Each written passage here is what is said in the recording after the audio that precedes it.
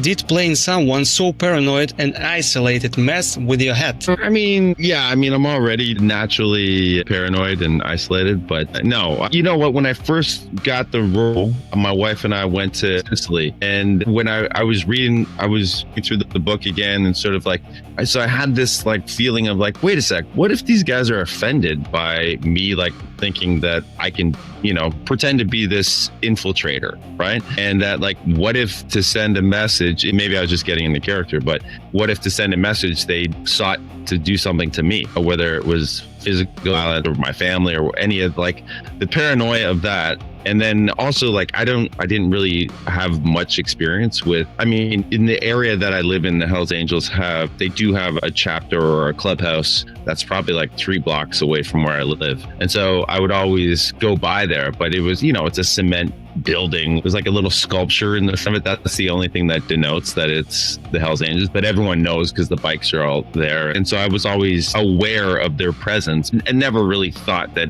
you know, life would intersect with theirs. You know, they're always on the fringes. And anyway, but when you start pretending to be someone, you start thinking, was that insulting to somebody else? And what kind of vendetta do they have towards Charles, right? Like if they can't catch him, they certainly know where I am. You know, they could send a message. So that was kind of weighing. I don't know, just hangover anxiety maybe is probably the best way to describe that, where you wake up and you're like, shit, what would you actually do if someone comes for you, you know? And how to defend yourself against a bunch. Like, I think the thing that's most, I don't know, frightening about gangs is that there's so many of them, right? And you don't know where they are. And when I first met Charles out in Arizona, I remember he walking around and I was just enamored with like, how is this guy just walking around? Because in Arizona, it's heavily populated with bikers, right? And like you see it like on set, they were like, anytime you're not on camera, take your patch off. Like we don't want any trouble with any gangs.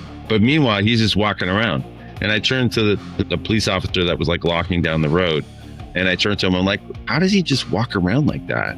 And and very true to like the American sort of cowboy, he just turns to me, he goes, everybody's got their time to go, right? And I'm like, oh, okay. I never thought of it like that, you know?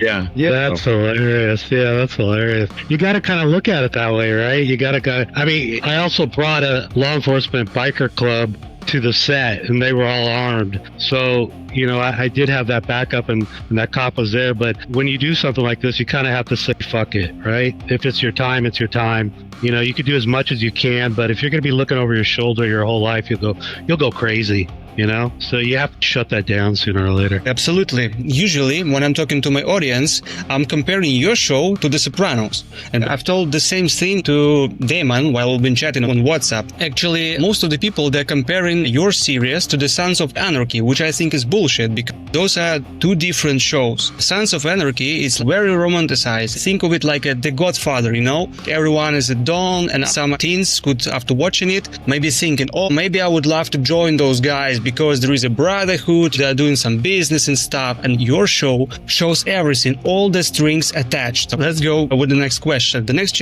question goes to Charles. If you want Gangland Undercover back, now's the time. Post on any social media, a clip, a photo, a selfie with the Fight for Falco hashtag, or even just a text post. Share this video with friends, like, subscribe, and check the comments for all the links. Together, we can make Season 3 happen. Let's make some noise. Together, we're a force.